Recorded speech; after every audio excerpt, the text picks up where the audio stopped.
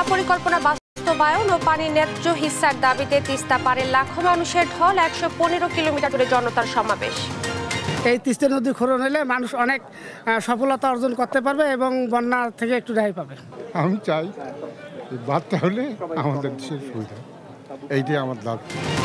রোজার সব প্রস্তুতি সম্পন্ন, সুলভে চাল পাবে ৫০ লাখ পরিবার। করের আওতায় আসছেন গ্রামাঞ্চলের চিকিৎসক ব্যবসায়ীরা।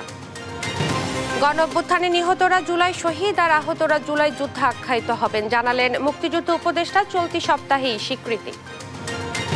দুর্নীতি কমাতে পারলে দেশকে দ্রুত এগিয়ে নেওয়া সম্ভব, বললেন স্বরাষ্ট্র উপদেষ্টা। মব জাস্টিসের বিরুদ্ধে কঠোর ব্যবস্থার হুঁশিয়ারি। বাংলা একাডেমিতে ১৭৫ জনের নিয়োগে অনিয়ম দুর্নীতি, অভিযানে দুর্নীতি দমন কমিশনে সার্বিক সহায়তা দেবেন মহাপরিচালক। ইউক্রেনের নিরাপত্তায় সেনা পাঠাতে প্রস্তুত যুক্তরাজ্য, কিয়ার স্টারমারের হুঙ্কার। প্যারিসের জরুরি সম্মেলনে বসছে ইউরোপ। এবং চ্যাম্পিয়ন্স ট্রফির প্রস্তুতি ম্যাচে আজ মাঠে নামছে বাংলাদেশ। টাইগারদের প্রতিপক্ষ পাকিস্তান শাহিনস, বুধবার মূল আসর।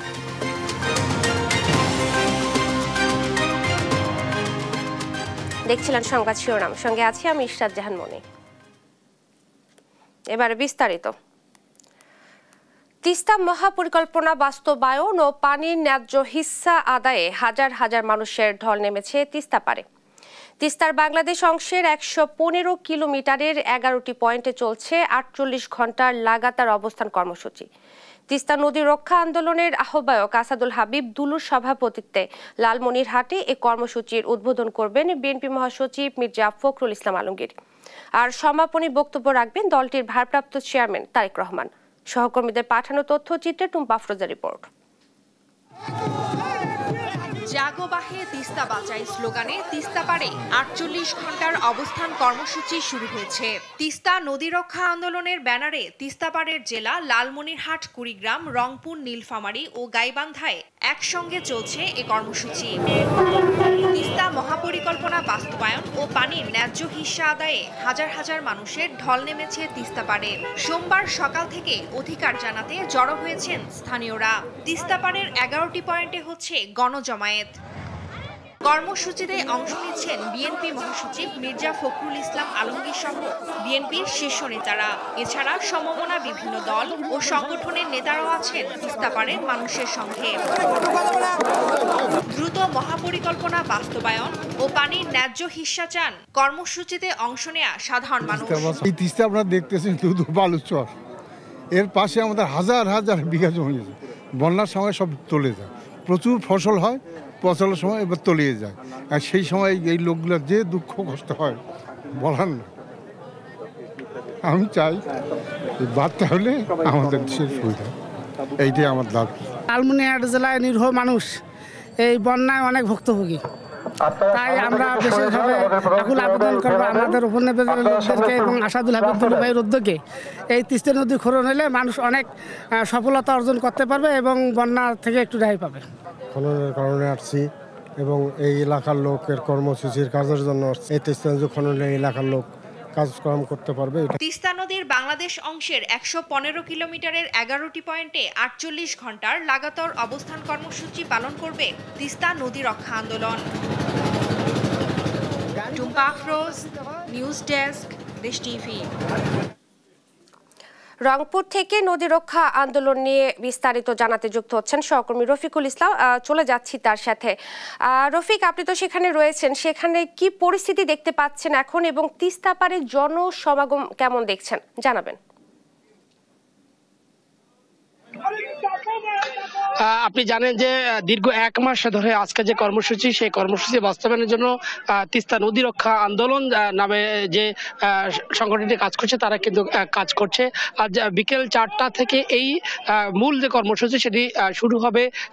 বিএনপির মহাসচিব মির্জা ফখরুল ইসলাম আলমগীর তিনি এই কর্মসূচির উদ্বোধন করবেন। তার আগে আজ সকাল থেকে আমি এই মুহূর্তে রয়েছি যে রংপুরের তিস্তা পাড় যেটি রয়েছেন, রংপুরের কাউনিয়া এবং লালমনিরহাট অংশের যে ব্রিজ ব্রিজ রয়েছে সেই ব্রিজের নিচেই তিস্তা অংশ নদীর তীরে শত শত মানুষ সকাল থেকে আসা শুরু করেছেন। বিভিন্নভাবে তারা আসছেন, কেউ আসছেন ট্রেনে আসছেন, কেউ রিক্সায় আসছেন, কেউ পায়ে হেঁটে আসছেন, কেউ বিভিন্নভাবে তারা আসছেন। আমরা এই যে জায়গাটিতে রয়েছে এটি কিন্তু তিস্তার আজকে যে আন্দোলন সেই আন্দোলনের একটা মূল পয়েন্ট, সেখানে কিন্তু আমরা এসেছি কিছুক্ষণ আগে, অর্থাৎ বেলা 12টার পরেই দলের যে মহাসচিব মির্জা ফখরুল ইসলাম আলমগীর তিনি কিন্তু এসেছেন। এই যে সভামঞ্চ সেই সভামঞ্চ কিন্তু তিনি পরিদর্শন করে গেছেন। তার সঙ্গে ছিলেন আজকের এই আন্দোলন, সেই আন্দোলনের যে প্রধান সমন্বয়ক বিএনপির রংপুর সাংগঠনিক সম্পাদক আসাদুল হাবিব দুলু, তিনি কিন্তু তিনিও এসেছেন। তিনিও এখানে যারা এই অঞ্চলের তিস্তাপাড়ের বাসিন্দারা এসেছেন তাদের সাথে কুশল বিনিময় করছেন, তাদের সঙ্গে তিনি কথা বলছেন। এই অঞ্চলের মানুষের দাবি, আপনি জানেন যে এই তিস্তা যে মহাপরিকল্পনা সেই মহাপরিকল্পনা বাস্তবায়নের জন্য এই অঞ্চলের মানুষ দীর্ঘদিন আন্দোলন করে আসছে, সংগ্রাম করে আসছে। তাদের যে ন্যায্য হিস্সা সেটি দেওয়া হচ্ছে না। আরেকটি বিষয়, 2011 সালে এই তিস্তার যে পানি সেই পানির যে ন্যায্য হিস্সা অর্থাৎ বন্টন হবার কথা ছিল সেটি কিন্তু প্রতিবেশী দেশ ভারত করেনি। এটি কিন্তু এই অঞ্চলের মানুষের এটি ক্ষোভ রয়েছে। কিন্তু আরেকটি বিষয় আপনি দেখেন যে পানির ন্যায্য হিস্সা না দিলেও তারা কিন্তু বন্যার সময় পানি ইচ্ছা মতো ছেড়ে দিচ্ছে, যে কারণে এই অঞ্চলের যে মানুষ রয়েছে অর্থাৎ তিস্তার যে 115 কিলোমিটার এলাকা রয়েছে, 115 কিলোমিটার দুই পাশে 130 কিলোমিটার মানুষের কিন্তু দুর্দশা বেড়ে যাচ্ছে।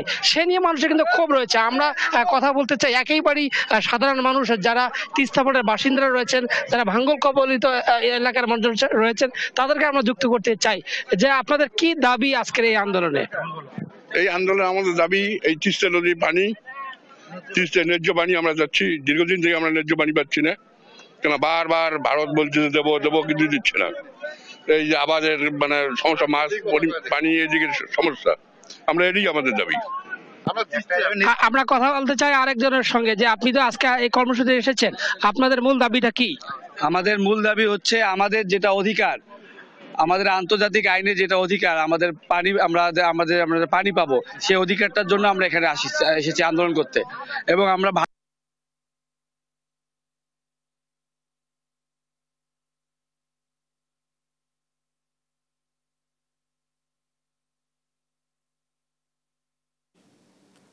আপনাকে ধন্যবাদ। রংপুর থেকে নদী রক্ষা আন্দোলন সম্পর্কে বিস্তারিত জানাচ্ছিলেন সহকর্মী রফিকুল ইসলাম।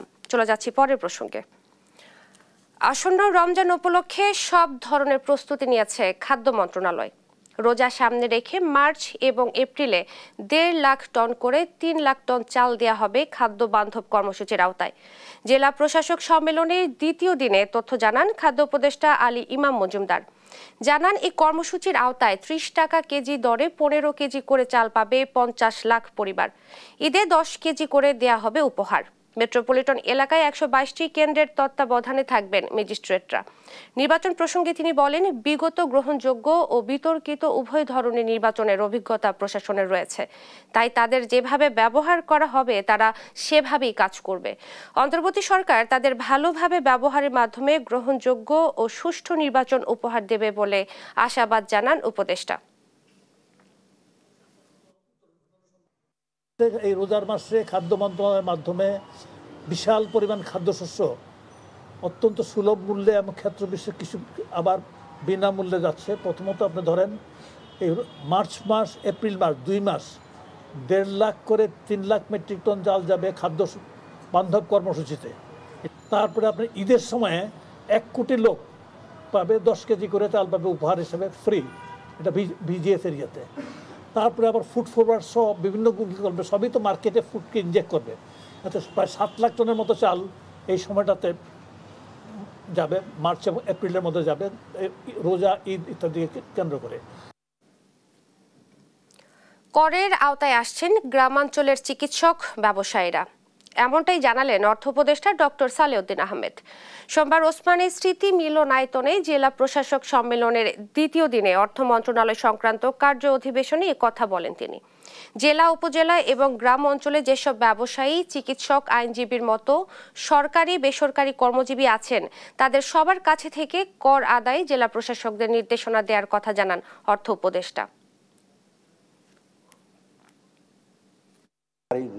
হেলথ, এডুকেশন, এটা কিন্তু জেনারেল। এবং পরে তো ইফাদের প্রেসিডেন্টের সাথে আমি দেখা করি, আর একটা ইফাদের প্রেসিডেন্ট 120টা দেশের মধ্যে হার্ডলি 4-5 জন মন্ত্রীর সাথে দেখা করেছে, তাও ওই সাইড লাইন না। সাইড লাইন ডিজিএফ এর সাথে কথা বলেছে, ওরা বাংলাদেশ সম্বন্ধে কিন্তু খুব কিন্তু আপনার নিজেই টের পাচ্ছেন। আমরা যখন চলতি সপ্তাহে জুলাই অধিদপ্তরের অধীনে স্বীকৃতি পাবেন জুলাই আন্দোলনের অংশগ্রহণকারীরা। নিহতদের আখ্যায়িত করা হবে জুলাই শহীদ নামে এবং আহতরা জুলাই যোদ্ধা নামে স্বীকৃতি পাবেন, জানালেন মুক্তিযোদ্ধা মন্ত্রণালয়ের উপদেষ্টা ফারুকী আজম। জেলা প্রশাসক সম্মেলনের নিজ কার্য অধিবেশন শেষে কথা বলেন তিনি। জানান সনদপত্রের পাশাপাশি দেয়া হবে এককালীন ভাতা, থাকবে সরকারি অন্যান্য সুবিধাও। 3টি ক্যাটাগরিতে ভাগ করা হয়েছে জুলাই যোদ্ধাদের। এ সময় দ্রুতই ভুয়া মুক্তিযোদ্ধা শনাক্ত করে আইনের আওতায় আনার কথাও জানান উপদেষ্টা। এদিকে দুর্যোগ ব্যবস্থাপনার কাজে কম্বল, টিন সহ বিভিন্ন পণ্য কেন্দ্রীয়ভাবে সরবরাহ না করে স্থানীয় পর্যায় থেকে ইউএনওর মাধ্যমে কেনা হবে।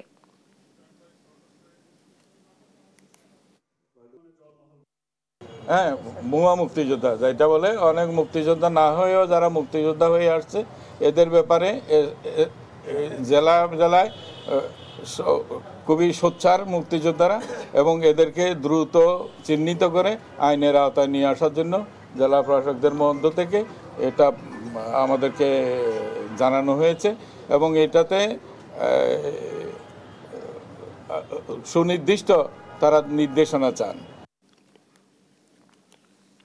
বাংলাদেশ কোস্ট গার্ডের 30তম প্রতিষ্ঠা বার্ষিকী উপলক্ষে আগারগাঁওয়ে অনুষ্ঠান শেষে সমসাময়িক বিষয় নিয়ে সাংবাদিকদের প্রশ্নের জবাব দেন স্বরাষ্ট্র উপদেষ্টা।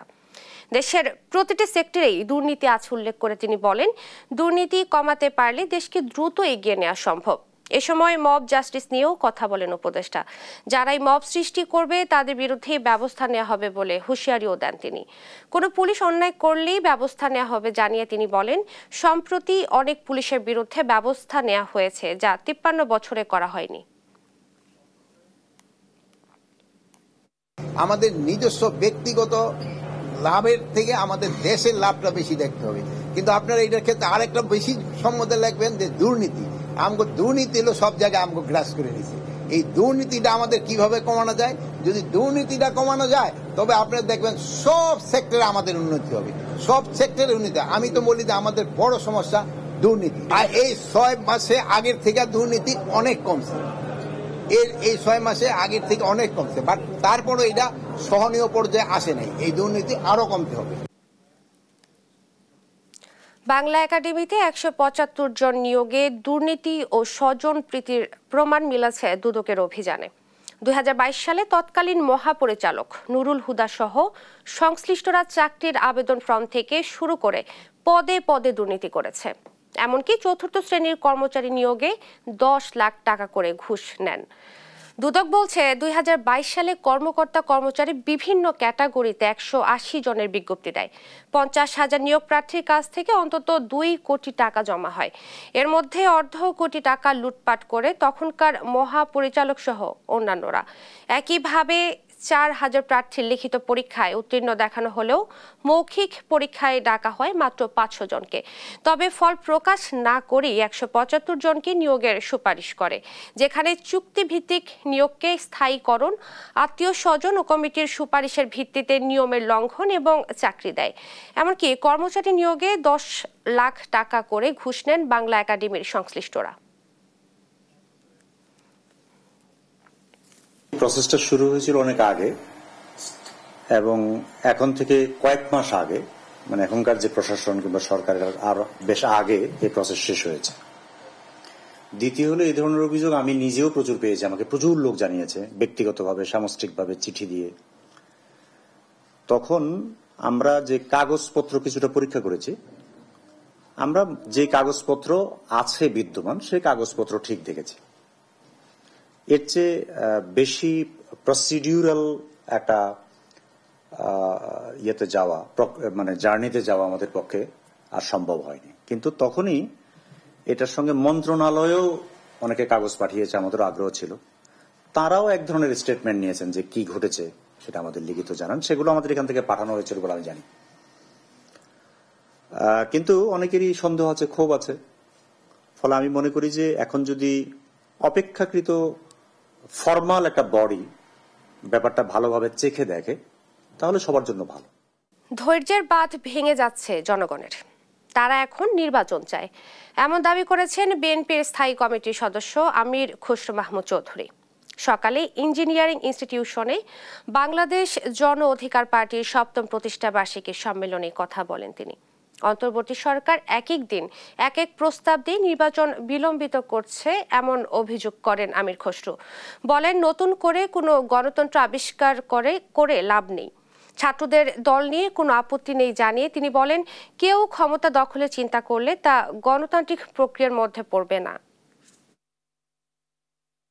বাংলাদেশের মানুষ, জনগণ আজকে নির্বাচনী জোয়ারে সবাই নেমে গেছে। আমরা বিভিন্ন জায়গায় সমাবেশ করছি, লক্ষ লক্ষ মানুষ নির্বাচনের অপেক্ষায় আছে, আর কোনো অপেক্ষায় নাই। তারা তাদের মালিকানা ফিরে পেতে চায়, ফিরে পেতে চায়। সুতরাং আর দেরি নয়, আর এক এক দিন এক এক ধরনের এক এক প্রস্তাব এগুলো এনে বিলম্বিত না করে মানুষের ধৈর্যের বাঁধ কিন্তু ভেঙে যাচ্ছে। সুতরাং অতি সত্বর নির্বাচনের মাধ্যমে যে জন্য 15-16 বছর ধরে মানুষ যুদ্ধ করেছে, ত্যাগ স্বীকার করেছে, তার মালিকানাটা ফিরিয়ে দেওয়া হোক। জামালপুরে দেওয়ানগঞ্জে চলছে বিএনপির দ্বিবার্ষিক সম্মেলন। আরো জানাতে যুক্ত হচ্ছেন সহকর্মী রিয়াদ হাসান হৃদয়। হৃদয়, কারা থাকছেন সম্মেলনে এবং কর্মী সমর্থকদের সমাগম কেমন দেখছেন, সব মিলিয়ে জানাবেন।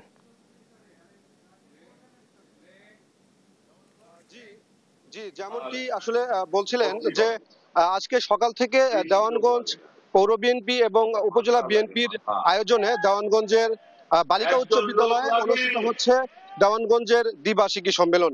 আজকে এই সম্মেলনে সকাল থেকে বিভিন্ন ইউনিয়ন এবং ওয়ার্ড থেকে কিন্তু হাজারো নেতাকর্মী আজকে উপস্থিত হয়েছে এই বিএনপির এই সম্মেলনে। এবং আমরা যদি বলি যে আসলে একটু দেখায় যে সকাল থেকে যারা উপস্থিত রয়েছে নেতাকর্মীদের মধ্যে কিন্তু প্রচুর আনন্দ এবং উদযাপনের মধ্যে দিয়ে কিন্তু আজকের এই উপস্থিতি। এবং আমি যদি বলি যেখানে প্রধান অতিথি হিসাবে যে উপস্থিত রয়েছেন জনাব হাবিবুন নবী খান সোহেল, যুগ্ম মহাসচিব বাংলাদেশ জাতীয় নির্বাহী কমিটি, এবং এছাড়াও কিন্তু আজকের যে সভাপতি হিসাবে উপস্থিত রয়েছেন জামালপুর 1 আসনের সংসদ সদস্য এম রশিদুজ্জামান মিল্লাত, এবং তিনি জাতীয় নির্বাহী কমিটির কোষাধ্যক্ষ। এছাড়াও এখানে বিশেষ অতিথি হিসাবে রয়েছে শাহ মোহাম্মদ ওয়ারিস আলী মামুন, এবং এছাড়াও রয়েছে খলিদুল কবির শামীম তালুকদার। এবং আসলে যেটি বলতে চাচ্ছি যে এই আজকের এই সম্মেলন থেকে যেটি এই কিছুক্ষণ পূর্বে কিন্তু সভাপতি প্রধান অতিথির অনুমতি নিয়ে বক্তব্য দিয়েছেন, এবং তারা যেটি বলছেন যে এই যে আজকের এই সম্মেলন, সেখান থেকে একটি গণতান্ত্রিক যে বিষয় রয়েছে, অর্থাৎ আমরা দেখেছি কিছুক্ষণের পর হয়তোবা এখানে নির্বাচন হবে, এবং নির্বাচনের মাধ্যমে সভাপতি প্রার্থী যিনি রয়েছে এম রশিদুজ্জামান মিল্লাত উপজেলার, তার কিন্তু কোন রকম প্রতিদ্বন্দ্বী না থাকায় তিনি কিন্তু বিনা প্রতিদ্বন্দ্বিতায় জয়লাভ করেছেন। এবং সাধারণ সম্পাদক যে প্রার্থী রয়েছে তাদের কিন্তু কয়েকজন 3 জন প্রার্থী রয়েছে, এই তাদের মধ্যে কিন্তু মূলত এই তাদের মধ্যে প্রতিদ্বন্দ্বিতা হবে বলে আমরা যেটি জেনেছি। এবং এখন বর্তমানে বক্তব্য দিচ্ছেন প্রধান অতিথি যিনি হাবিবুন নবী খান সোহেল, তিনি কিন্তু এখন বর্তমানে বক্তৃতা দিচ্ছেন। জি, এই ছিল দেওয়ানগঞ্জ থেকে সম্মেলনের সর্বশেষ খবর। ধন্যবাদ আপনাকে। জামালপুরের দেওয়ানগঞ্জ থেকে বিএনপির দ্বিবার্ষিক সম্মেলন নিয়ে বিস্তারিত জানাচ্ছিলেন সহকর্মী রিয়াদ হাসান হৃদয়। অন্তর্বর্তী সরকার দেশে সাম্প্রদায়িক সম্প্রীতি ও ধর্মীয় মূল্যবোধ বজায় রাখতে বদ্ধপরিকর বলে মন্তব্য করেছেন ধর্ম উপদেষ্টা ডক্টর আ.ফ.ম. খালিদ হোসেন। সোমবার সকালে কক্সবাজারের পেকুয়া উপজেলায় নবনির্মিত উপজেলা মডেল মসজিদ ও ইসলামিক সাংস্কৃতিক কেন্দ্র উদ্বোধন অনুষ্ঠানে কথা বলেন তিনি আরও জানান, মডেল মসজিদের মাধ্যমে দেশে ইসলামী আবহ সৃষ্টি হচ্ছে। এতে করে দেশের ধর্ম পালনের ঐতিহ্য আরও বেগবান হবে। এতে মানুষের নৈতিকতার উজ্জীবন ঘটবে বলেও মন্তব্য করেন ধর্ম উপদেষ্টা। সমস্ত মডেল মসজিদের মাধ্যমে ইসলামিক সংস্কৃতি, ইসলামিক মূল্যবোধ, ভ্রাতৃত্বের একটা আবহ তৈরি হবে এবং মানুষ নামাজমুখী হবে। তো মানুষ যখন নামাজমুখী হয় সমাজে অপরাধ প্রবণতা হ্রাস পায়। সৌদি আরব ও সংযুক্ত আরব আমিরাতে অবস্থানরত প্রবাসীদের জন্য 11,000 টন ইলিশ রপ্তানি করবে সরকার। সোমবার সচিবালয়ে তথ্য জানিয়েছেন মৎস্য ও প্রাণী সম্পদ উপদেষ্টা ফরিদা আক্তার। জানান, ইলিশ রপ্তানির উপর নিষেধাজ্ঞার কারণে 2012 সাল থেকে ইলিশ রপ্তানি বন্ধ আছে। বর্তমান সরকার ইলিশ সরবরাহ বাড়ানো এবং দাম নিয়ন্ত্রণে সচেষ্ট বলেও জানান তিনি। আমরা যেটা করব, এই আমাদের বাণিজ্য মন্ত্রণালয়কে আমরা এই ফিগারটা দেব যে আমরা এই দুটি দেশের জন্য আমরা 11,000 মেট্রিক টন দিতে চাই।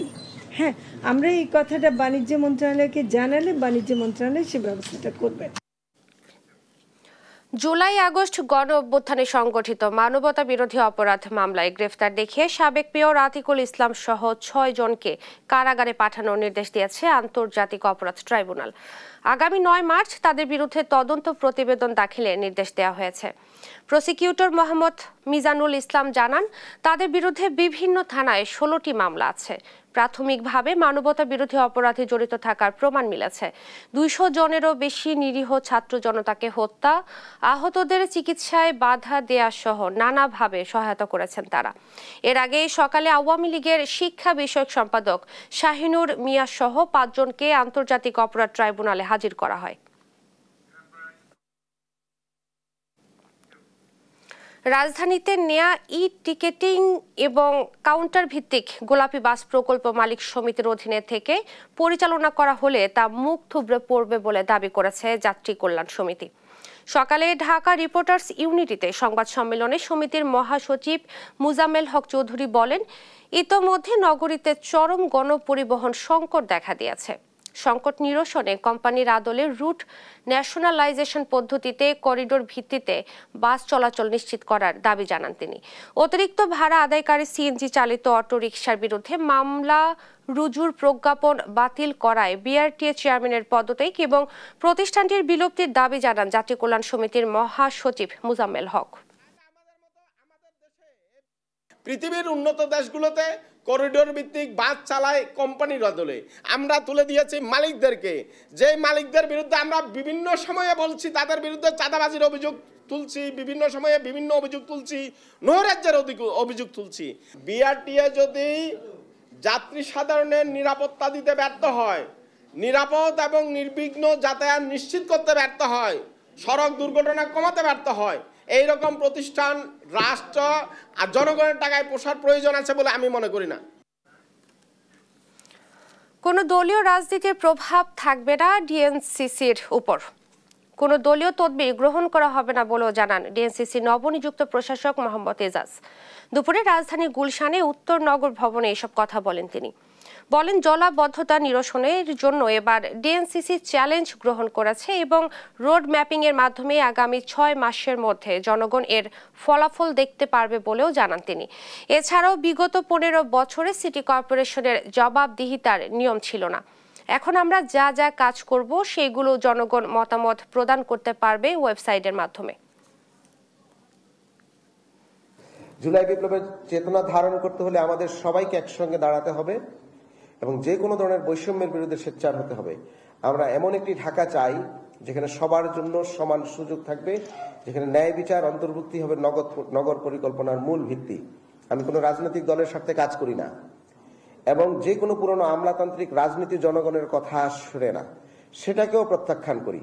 আমাদের সকল উদ্যোগের কেন্দ্রবিন্দু হবে ঢাকাবাসীর চাহিদা, স্বপ্ন এবং আকাঙ্ক্ষা।